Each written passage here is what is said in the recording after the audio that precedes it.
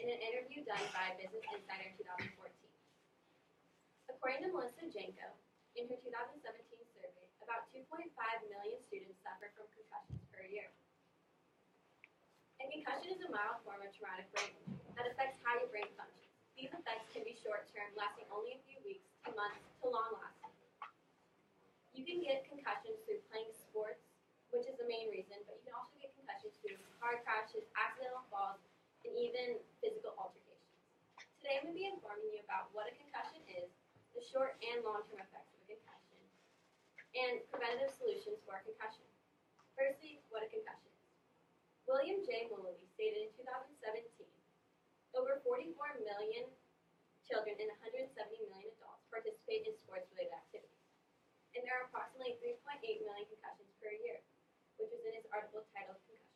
He also defined concussion as the acceleration or deceleration of the brain, such as a whiplash sensation. So, in this picture here, you can see when the ball hits the side of the brain, it damages this side, but in turn jolts the head to the other side of the skull, which damages both sides of the brain. A lot of people don't know the seriousness of a concussion, and they just wipe it off like a minor injury. But concussions are very serious, and they need to be treated as a major injury. Every time you get a concussion, you should seek medical advice. And if you don't, and you get another concussion right after, that can have even longer lasting effects on your brain. Now I'll be talking to you about the short and long-term effects of a concussion. The short-term effects of a concussion, according to the Office of Public Affairs from Health University of Utah in 2016, include a headache, a temporary loss of consciousness, feeling as if your brain is in a fog, a delayed response to questions, dizziness, ringing in your ears, nausea, vomiting, blurred vision, and sensitivity to light and sound.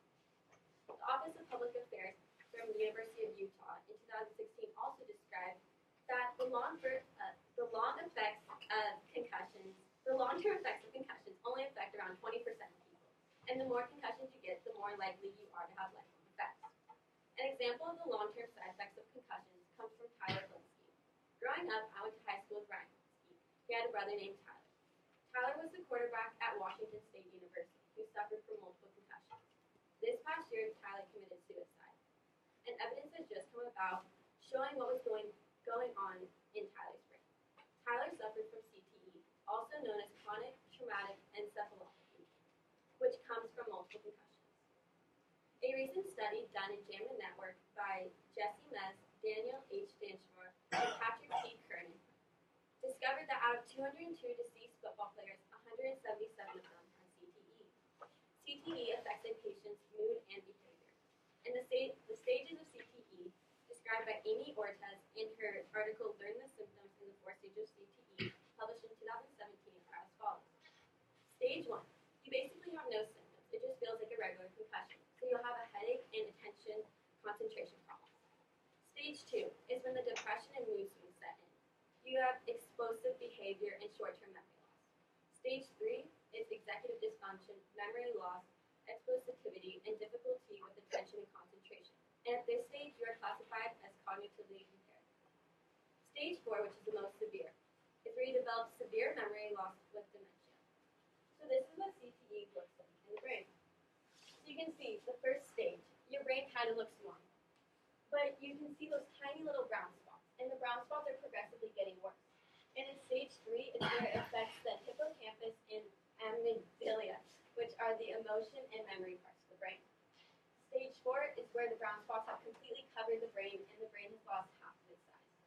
These brown spots are called tau proteins, and tau proteins cover the brain's blood vessels, eventually killing the brain's nerve cells.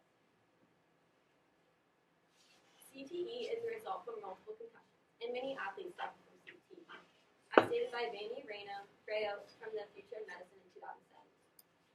Lastly, I'll be talking to you about how concussions need to be taken seriously, and if the right protocol is not in place, there will be serious lifelong effects. Some examples of preventative measures come from teaching technique in sports. So in soccer, you can teach a player how to head the ball correctly. Instead of hitting the ball with the top of their head, you can hit the ball with the crown of your head, which is the strongest part. And in football, you can teach players not to go in head first. But in some instances, concussions cannot be avoided. Some big sports industries have been even implementing rules to help prevent concussions. U.S. Soccer implemented in 2016 to prohibit youth 10 and under from heading the ball. U.S. Soccer also published an article, a concussion information page, to inform the readers, players, athletes, referees, and coaches the warning signs and symptoms of concussions. In 2011, Cynthia Boyer warns her readers about the warning signs of concussion.